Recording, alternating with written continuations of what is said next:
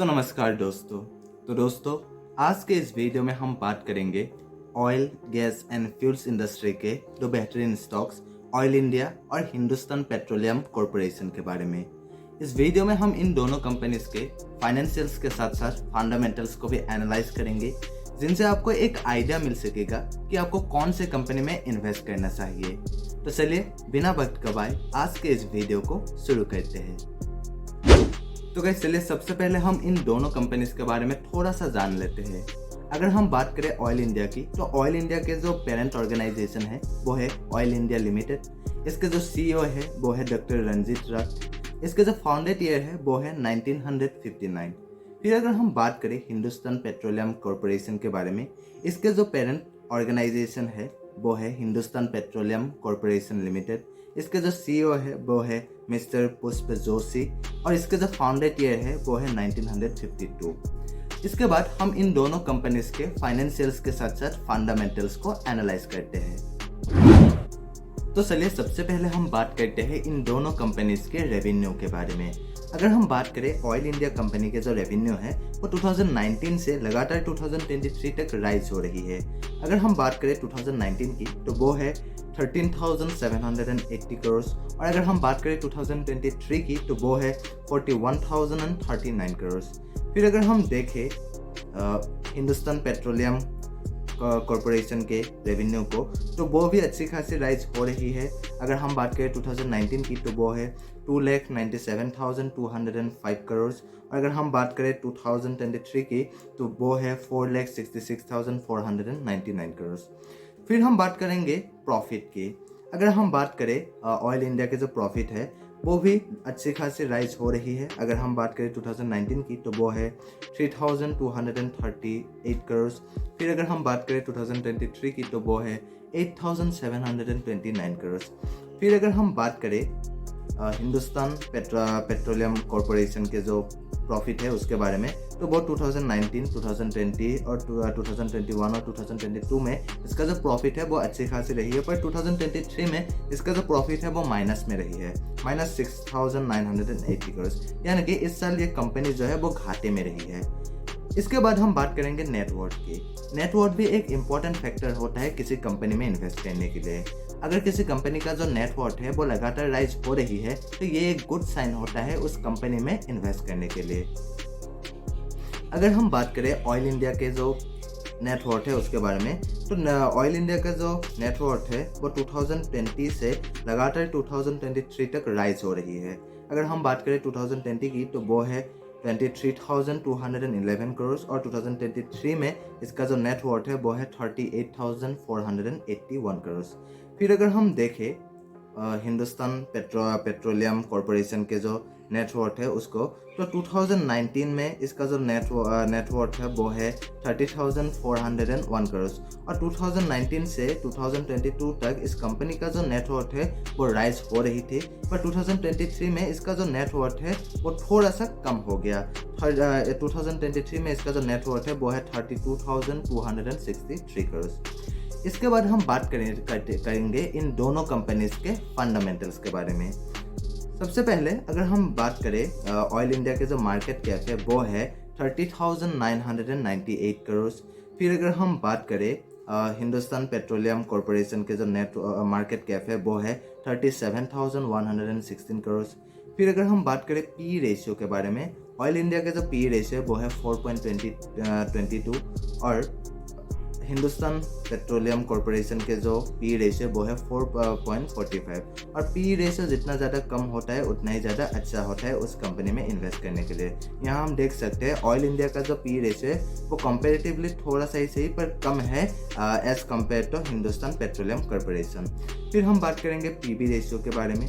P ratio की तरह ही P B ratio भी जितना ज़्यादा कम होगा उतना ही ज़्यादा अच्छा है। अगर 1 से भी कम है तब तो वो और भी ज़्यादा अच्छा होता है। अगर हम बात करें ऑयल इंडिया के जो पी बी रेशियो है वो है 0.81, जो कि एक अच्छी खासी पी बी रेशियो है। फिर अगर हम बात करें हिंदुस्तान पेट्रोलियम कॉरपोरेशन के पी बी रेशियो तो वो है 1.15, यानी कि पी बी रेशियो के मामले में भी ऑयल इंडिया जो वो काफ़ी अच्छी परफॉर्म कर रही है as compare to Hindustan Petroleum Corporation. फिर हम बात करेंगे इंडस्ट्री पीई की किसी कंपनी का अगर पी रेशियो उसके इंडस्ट्री पी से कम है तो ये भी एक गुड साइन होता है उस कंपनी में इन्वेस्ट करने के लिए। अगर हम बात करें इसके जो इंडस्ट्री है उसका जो पी रेशियो वो है 5.85। फिर अगर हम बात करें ऑयल इंडिया कंपनी का जो पी रेशियो वो है 4.22, जो कम है उसके इंडस्ट्री पी से, तो ये एक गुड साइन होता है इस कंपनी में इन्वेस्ट करने के लिए। उसी प्रकार अगर हम देखें हिंदुस्तान पेट्रोलियम कॉरपोरेशन के जो पी रेशियो वो है 4.45 और इसका जो इंडस्ट्री पी है वो है 5.85, यानी कि इस कंपनी का भी जो पी रेशियो है वो कम है एज कम्पेयर टू उसके इंडस्ट्री पी। फिर हम बात करेंगे डेट टू इक्विटी के बारे में। डेट टू इक्विटी भी जितना ज़्यादा कम होगा उतना ही ज़्यादा अच्छा माना जाता है। अगर हम बात करें ऑयल इंडिया के जो डेट टू इक्विटी है वो है 0.49, और अगर हम बात करें हिंदुस्तान पेट्रोलियम कॉरपोरेशन के जो डेट टू इक्विटी है वो है 2.19, यानी कि डेट टू इक्विटी के मामले में भी ऑयल इंडिया कंपनी जो अच्छी परफॉर्म कर रही है as compare to Hindustan Petroleum Corporation. इसके बाद हम बात करेंगे आरओई के बारे में। आरओई यानी कि रिटर्न ऑन इक्विटी। सबसे पहले अगर हम बात करें ऑयल इंडिया के जो आरओई है वो है 25.28%, और आरओई जितना ज़्यादा होगा उतना ही ज़्यादा अच्छा होता है उस कंपनी में इन्वेस्ट करने के लिए। पर अगर हम बात करें हिंदुस्तान पेट्रोलियम जो कॉरपोरेशन कंपनी है इसका जो आरओई है वो है -18.95%। आरओई अगर माइनस में है किसी कंपनी का, इसका मतलब ये है कि वो कंपनी अभी घाटे में है। अभी हमने थोड़ी देर पहले हमने देखा कि 2023 में इस कंपनी का जो प्रॉफिट है वो माइनस में रही है, और इसीलिए इस कंपनी का जो आरओई है वो भी माइनस में रही है। तो ये कम्प्लीटली ख़राब है किसी कंपनी में इन्वेस्ट करने के लिए। आरओई जितना ज़्यादा होता है उतना ही ज़्यादा अच्छा होता है उस कंपनी में इन्वेस्ट करने के लिए। इसलिए आरओई के मुकाबले में भी हम कह सकते हैं ऑयल इंडिया जो कंपनी है वो बहुत ही ज़्यादा अच्छी परफॉर्म कर रही है as compare to Hindustan Petroleum Corporation. फिर हम बात करेंगे ईपीएस की। ईपीएस यानी कि earning per share. Oil India का जो ईपीएस है वो है 67.78, और फिर अगर हम बात करें हिंदुस्तान पेट्रोलियम कॉरपोरेशन के जो ईपीएस है वो है 58.82। फिर हम बात करेंगे डिविडेंड यील्ड की। अर्निंग रिटर्न ऑन इक्विटी की तरह ही डिविडेंड यील्ड भी जितना ज़्यादा होता है उतना ही ज़्यादा अच्छा होता है, क्योंकि अगर किसी कंपनी का जो डिविडेंड यील्ड है वो अगर ज़्यादा है इसका मतलब ये है कि वो कंपनी जो है वो आपको आगे भी एक अच्छी खासी डिविडेंड पे कर सकती है।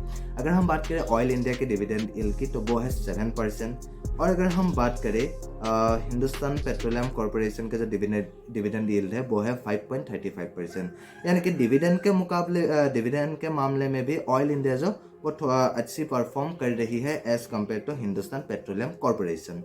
फिर हम बात करेंगे बुक वैल्यू की। ऑयल इंडिया का जो बुक वैल्यू है वो है 354.86, और इसका जो फेस वैल्यू है वो है 10। फिर अगर हम देखें हिंदुस्तान पेट्रोलियम कॉरपोरेशन के जो बुक वैल्यू है वो है 227.44, इसका जो फेस वैल्यू है वो भी है 10। इसके बाद हम बात करेंगे शेयर होल्डिंग पैटर्न के बारे में। अगर हम बात करें ऑयल इंडिया के जो शेयर होल्डिंग पैटर्न की, तो इसमें सबसे ज़्यादा शेयर्स जो है वो प्रोमोटर्स के पास है 56.66%, और किसी कंपनी के अगर प्रोमोटर्स के पास 45% से ज़्यादा शेयर मौजूद है तो ये एक गुड साइन होता है उस कंपनी में इन्वेस्ट करने के लिए, क्योंकि प्रोमोटर्स अपने पास ज़्यादा शेयर तब रखते हैं जब उनको अपने कंपनी के ऊपर विश्वास हो कि ये कंपनी जो है वो फ्यूचर में एक अच्छी परफॉर्म करेगी। फिर अगर हम बात करें हिंदुस्तान पेट्रोलियम कॉरपोरेशन के शेयर होल्डिंग के पैटर्न के बारे में, तो इसमें भी प्रोमोटर्स के पास ज़्यादा शेयर मौजूद है 54.90%। इसके बाद तो गाइस आज के लिए बस इतना ही, और अगर आपको ये वीडियो पसंद आया तो प्लीज़ लाइक करिए, और अगर आप इस चैनल पे नए हैं तो प्लीज़ सब्सक्राइब भी कर दीजिए, और अगर आप मुझे इंस्टाग्राम में फॉलो करना चाहते हैं तो लिंक डिस्क्रिप्शन में दिया गया है। और हाँ, ये जो वीडियो है ये सिर्फ एजुकेशनल पर्पस के लिए बनाया गया है, और किसी भी स्टॉक में इन्वेस्ट करने से पहले खुद से रिसर्च ज़रूर करिएगा।